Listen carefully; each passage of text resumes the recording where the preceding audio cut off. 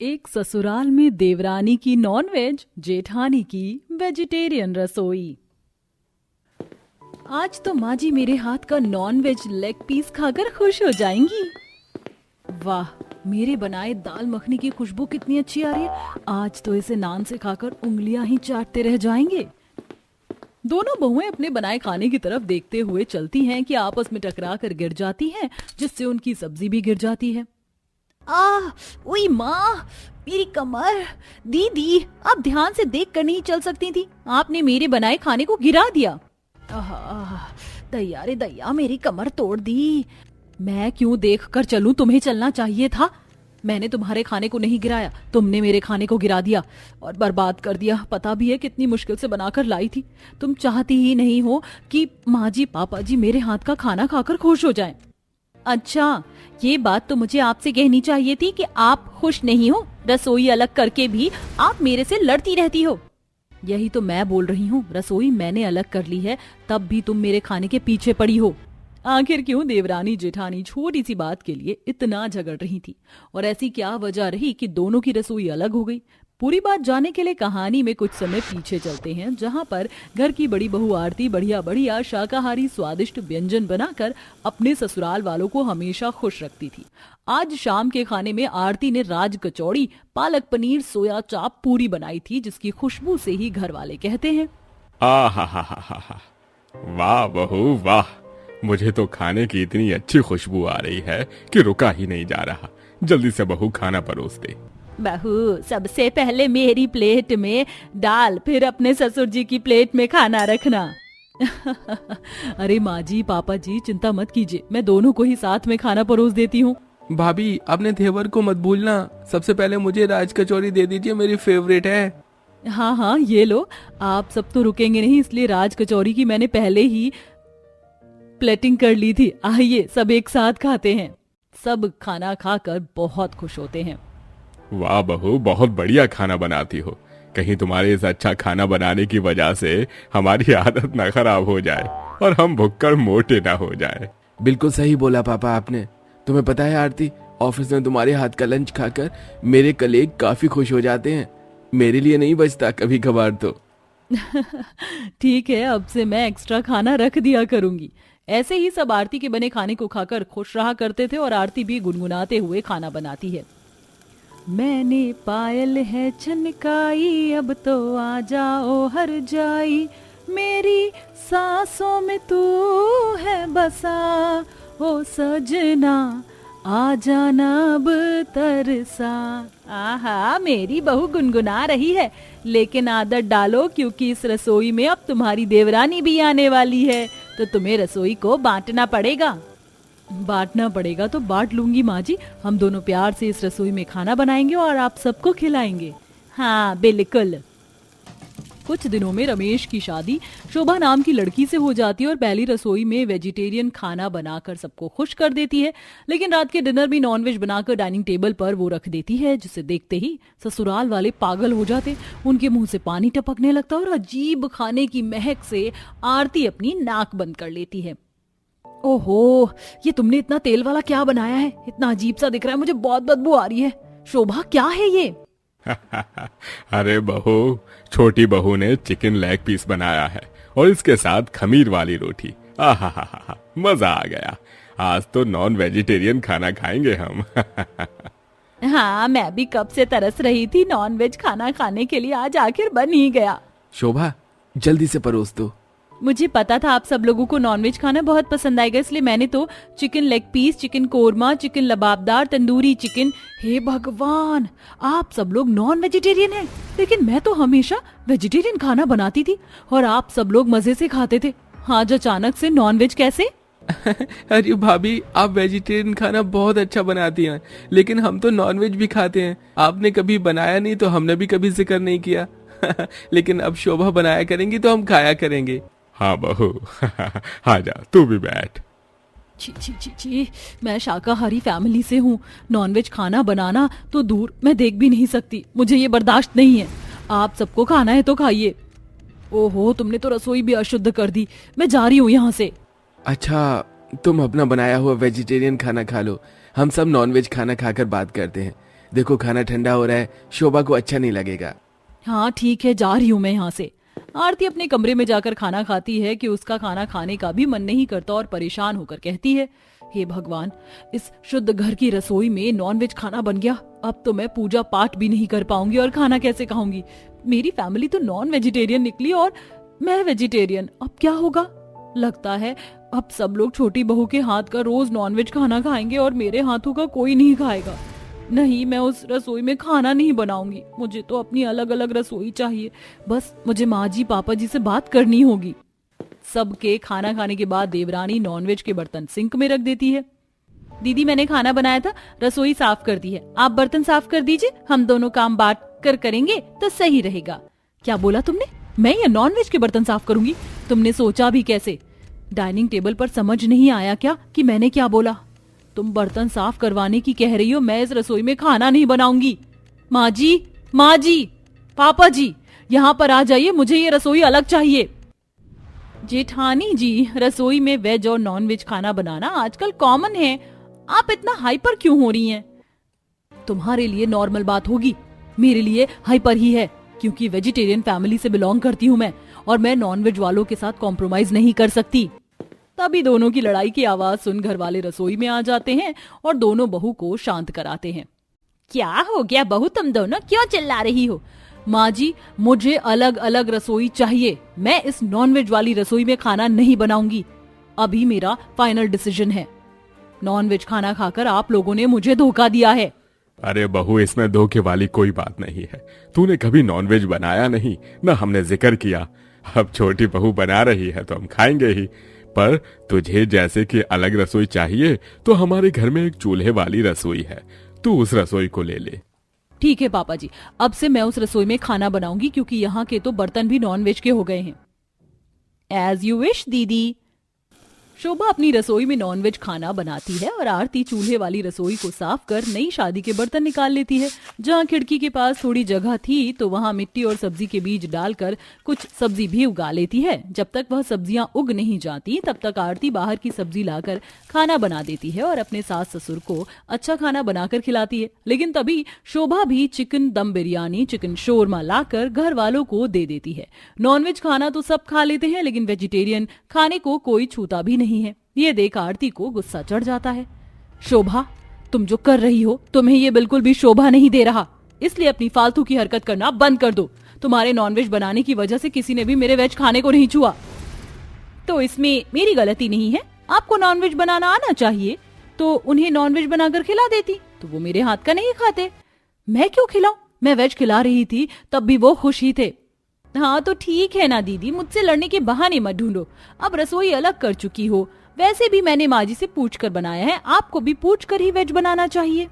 बस करो आरती, तुम वेजिटेरियन ही खिलाती थी, अब वो नॉनवेज बना रही है तो शांत रहो और खाने दो। शोभा, शोरमा और देना। हाँ ठीक है, मैं ही गलत हूँ ना, मैं जा रही हूँ यहाँ से। आरती रोते हुए वहां से चली जाती है, लेकिन ससुराल वाले मजे से देवरानी के हाथ का नॉनवेज खाना खाते हैं। दिन गुजरते हैं, कभी वह वेजिटेरियन खाना खाते हैं, कभी नॉन वेजिटेरियन। एक शाम दोनों खाना बनाकर डाइनिंग टेबल पर रखी रही होती हैं। इतने में उनकी टक्कर हो जाती है और दोनों का वेज और नॉन वेज गिर जाता है। शोभा, तुम्हें अकल नहीं है क्या? तुमने जानबूझकर रसोई अलग होने के बाद भी मेरा खाना खराब किया है ना? दीदी, ये चीज तो मैं भी आपको बोल सकती हूँ। छोड़ो, तुमसे बात करना ही बेकार है। लड़ झगड़ कर दोनों चली जाती हैं। आरती की रसोई में उसकी सब्जी उग गई थी, जिससे वह ताजी सब्जियों का खाना बनाकर अपने सास ससुर को देती है, तो घर वाले उसका खाना छोड़ नॉनवेज खा लेते हैं। और जब नॉनवेज वाली बहू खाना बनाकर लाती है तो वेज वाली का खा लेते हैं, नॉनवेज छोड़ देते हैं, जिससे शोभा बोलती है, पापा जी आपको पता भी है चिकन वगैरह 200-300 रुपए किलो आता है, मेरा इतना महंगा खाना आपने वेस्ट क्यों किया? दीदी तो फ्री की सब्जी अपनी रसोई में उगा लेती है, उनका खाना क्यों खाया? आपने मेरी मेहनत बेकार कर दी। अच्छा, मेरी मेहनत की उगाई सब्जी बेकार हो जाए वो कुछ नहीं। अरे बस करो तुम दोनों लड़ना, तुम दोनों का खाना खा लेंगे, अब से बेकार नहीं करेंगे। रात को दोनों बहू वेज और नॉनवेज बना देती हैं। दोनों के पति उनका बनाया हुआ खाना खाते हैं और सास ससुर एक साथ वेज और नॉनवेज खाते हैं। ओवर ईटिंग से सास उल्टी कर देती है और ससुर के पेट में दर्द होने लगता है। तभी बेटे डॉक्टर को बुलाते हैं और वह चेकअप करके ज्यादा खाने की वजह पूछता है, तो बेचारे सास ससुर सब कुछ बता देते हैं। बताइए डॉक्टर साहब, हम क्या करते? हम दोनों बहू को दुखी भी तो नहीं कर सकते थे ना। अलग रसोई के बाद भी ये हाल है। देखिए, मुझे आपके फैमिली मैटर में बोलना तो नहीं चाहिए, लेकिन दोनों बहू इतना ज्यादा खाना बना ही क्यों रही हैं कि आप लोगों को सोचना पड़े कि किसके हाथ का खाएं किसका नहीं। एक टाइम आप वेजिटेरियन बहू के हाथ का खाना खा लीजिए, दूसरे टाइम नॉनवेज खाना खा लीजिए, जिससे लड़ाई भी नहीं होगी, सब कुछ मेंटेन रहेगा। ज्यादा खाना खाकर तबीयत खराब मत कीजिए। आप दोनों समझ रही है ना, इस एज में इनको खाना डाइजेस्ट नहीं होगा। सॉरी डॉक्टर, हमें माफ कर दीजिए, आगे से ऐसा नहीं होगा। जी डॉक्टर, सॉरी माँ जी, पापा जी, अब से हम नहीं लड़ेंगे। इस तरह दोनों बहू सुलह करके एक एक टाइम नॉन वेजिटेरियन और वेजिटेरियन खाना बनाती हैं, जिसके बाद सभी शांति से रहने लगते हैं। बहू, तू बहुत बड़े घर की बेटी है, पर हम उतने ही गरीब हैं। मेरे पास तो इतना भी राशन नहीं कि कलश चावल से तेरा गृह प्रवेश करवा सकूं। इसलिए तू इस महावर में ही अपने पैरों के निशान देती हुई घर में आ जा। आशा बहुत गरीब थी, पर उसकी बहू काफी अमीर घर से थी। पर निशा की माँ, जो कि सौतेली थी, वह जानबूझकर निशा की शादी एक ऐसे गरीब घर में करवा देती है जहां सुख सुविधा दूर दूर तक नहीं थी। और जब निशा अपने ससुराल में पहला कदम रखती है और अपने झोपड़ी जैसे घर, जिसमें ना तो दरवाजा है और ना ही खिड़की और ना ही गैस चूल्हा, तो ये सब देखकर निशा बहुत दुखी होती है। और तभी करिश्मा अपनी भाभी को खाना देते हुए कहती है, भाभी खाना खा लीजिए। मैं जानती हूँ आप यही सोच रही हैं ना कि आप इस गरीब घर में कैसे रहोगी, पर भाभी आप चिंता मत कीजिए, हम आपका पूरा ख्याल रखेंगे। नहीं करिश्मा, अब यही मेरा घर है और मैं अपने घर में आकर बहुत खुश हूँ। अपना घर ही होता है, चाहे वो महल हो या झोपड़ी। मैं भले ही अमीर घर की बेटी हूँ, पर मैंने अपनी जिंदगी में बहुत दुख झेला है, इसलिए मैं अपने ससुराल वालों की स्थिति समझ सकती हूँ। निशा, तुम कितनी अच्छी हो। हमें लगा था तुम अमीर घर की लड़की हो, हमारे घर में कैसे एडजस्ट करोगी, पर तुमने तो ऐसी बातें कहकर हमारी सारी दुविधा ही खत्म कर दी।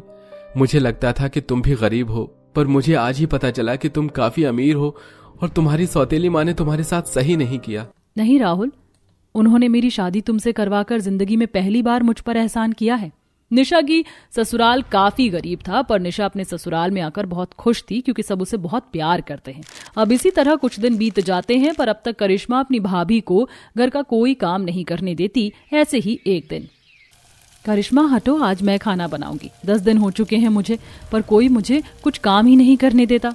अब मैं भी तो इस घर की सदस्य हूँ। पर भाभी, आप मिट्टी के चूल्हे पर खाना कैसे बनाओगे? करिश्मा, तुम नहीं जानती, पर मैंने महलों में रहकर भी गरीबी देखी है। मेरी सौतेली माँ ने मुझे हर सुख से वंचित रखा। मैंने मिट्टी के चूल्हे पर भी खाना बना रखा है और मैंने घर में बैठकर सिलाई, कढ़ाई, बुनाई भी कर रखी है। मेरी सौतेली माँ और बहन कभी भी बाहर से कपड़े नहीं सिलवाते थे, उनके कपड़े मैं ही सिलती थी। कपड़े सिलने से याद आया, माँ जी आप किसी कोठी में काम करती है ना? हाँ बहू, पर तू क्यों पूछ रही है? माँ जी, आप एक बार अपनी मालकिन से बात कीजिए ना। अगर उनके पास कोई पुरानी सिलाई मशीन होती तो आप मेरे लिए ले आना। मुझे कपड़े सिलने आते हैं, मैं सिलाई का काम करूंगी। आप और राहुल जी अकेले काम करते हैं, मुझे अच्छा नहीं लगता। मैं भी आपकी मदद करना चाहती हूँ। ठीक है बहू, अगर तू कहती है तो मैं मालकिन से एक बार बात करूंगी। वैसे भी मालकिन बहुत अच्छी है। भाभी, आप तो बहुत गुणी हैं। अच्छा भाभी, क्या आप मुझे भी सिलाई करना सिखा सकती है? मैं आपकी मदद करना चाहती हूँ।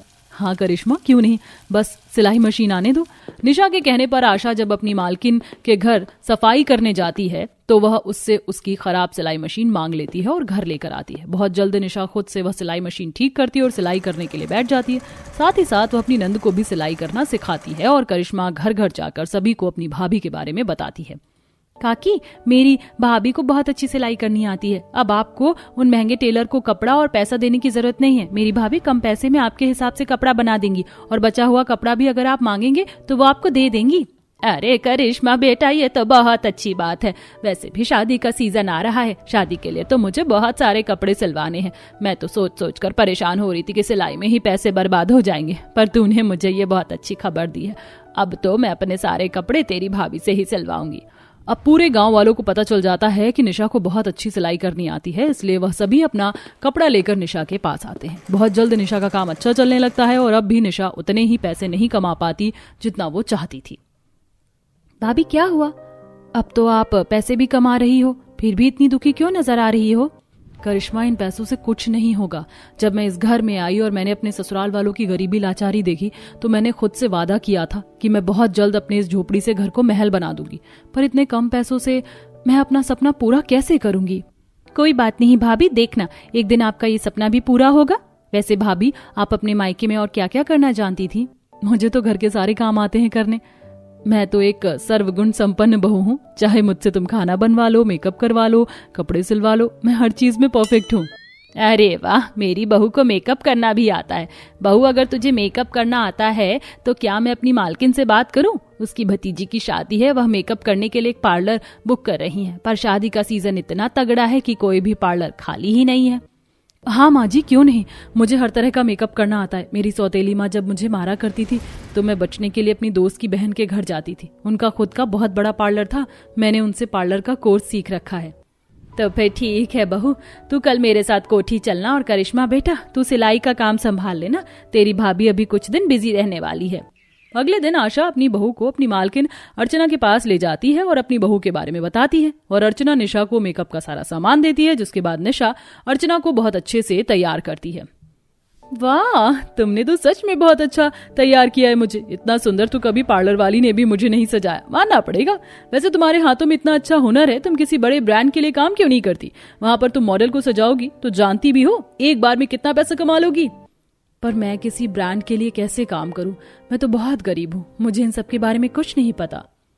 आशा बहन, तुम्हारी घर बहू नहीं, खुद साक्षात माता लक्ष्मी चलकर आई है। निशा बहू, तुम फिक्र मत करो, मेरे कांटेक्ट में है कोई, मैं उससे बात करूंगी, फिर तुम एक बहुत बड़े ब्रांड के लिए काम करोगी। ये बात सुनकर निशा की खुशी का ठिकाना नहीं रहता और वो घर जाकर अपने पति नंद को ये खुशखबरी सुनाती है। राहुल जी, करिश्मा, बहुत जल्द हमारे भी अच्छे दिन आएंगे। वैसे भी मैंने कुछ पैसे जोड़ लिए हैं। हम सबसे पहले अपने घर का दरवाजा और खिड़की बनवाएंगे और फिर एक बेड भी घर में लेकर आएंगे। मुझे अपने घर को अपने हाथों से सजाना है। निशा, तुमने वो कर दिखाया जो मैं भी नहीं कर पाया। मैं आज तक अपने घर की खिड़की ठीक नहीं करवा पाया, और तुम हमारे घर में खिड़की, दरवाजा और बेड जैसी चीजों का बंदोबस्त कर रही हो। मुझे अपनी बीवी पर गर्व है। सही कहा था मालकिन ने, बहू तो मेरी बहू नहीं, साक्षात लक्ष्मी है। इस तरह निशा एक एक पैसे जोड़कर कभी अपने घर का दरवाजा ठीक करती है, तो कभी गैस सिलेंडर लाती है, तो कभी बेड। देखते ही देखते निशा इतने पैसे जोड़ लेती है कि वह अपने घर की मरम्मत करवाती है, और अब वह बड़ी बड़ी मॉडल को सजाती है और खुद ही उनकी ड्रेस भी तैयार करती है। वाह, कितनी प्यारी ड्रेस तुमने बनाई है। तुम तो सच में बहुत टैलेंटेड हो, सिलाई भी जानती हो और मेकअप करना भी जानती हो। और मैं ये भी जानती हूँ मैडम कि आप ही फर्स्ट विनर होंगी। मुझे अपनी काबिलियत पर पूरा भरोसा है और आपकी मेहनत पर भी। ऑल द बेस्ट मैडम, अच्छे से परफॉर्म करना। अपनी मॉडल को बेस्ट ऑफ लक बोलकर वो खुद एक जगह बैठ जाती है और अपनी मॉडल की परफॉर्मेंस देखती है, और निशा की मॉडल ही विनर होती है। जिसके बाद निशा को इतने सारे पैसे इनाम के तौर पर मिलते हैं कि वह कुछ ही महीनों में उन पैसों से अपनी झोपड़ी जैसे घर को महल जैसा बना लेती है। आशा बहन के तो भाग खुल गए, झोपड़ी घर में अमीर बहू महल लेकर आ गई। सही कहा तुमने, लोग दहेज में गाड़ी घोड़ा लेकर आते हैं, पर आशा की बहू तो देखो, वो खुद महल लेकर आई है। उसने अपने दम पर एक झोपड़ी से घर को महल बना लिया। बहू हो तो आशा की बहू जैसी। बधाई हो बहन, कुछ महीनों में झोपड़ी से तुम्हारी अमीर बहू महल लेकर आ गई।